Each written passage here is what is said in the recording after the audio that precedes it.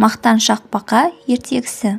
Құрлықта секіріп ойнап жүрген бақа не істерін білмей іші пысады.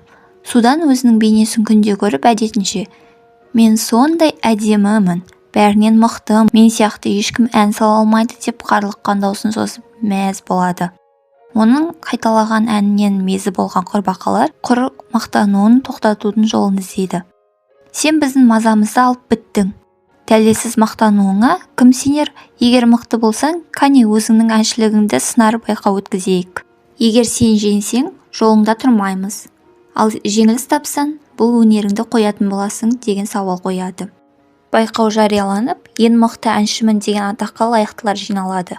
Құс атаулының әншісі Бозторғай, биші Шортан да, сылаңдаған Кесіртке де, тағы басқа қатысушылар бағын сынайды. Өзінің әдемі даусымен, сыңғырлаған үнімен даланы тебіренткен Бозторғай барлығының көңілінен шығып, қуаныш сезімге бөлейді. Бақаға кезек келгенде, бақылдаған ащы даусынан кейін оны ешкім тыңдамай, өздері әңгіме дүкен құрады. Мақтауға іліккен Бозторғай сайыстың жеңімпазы болып, табиғаттың жыршы құсы атаныпты.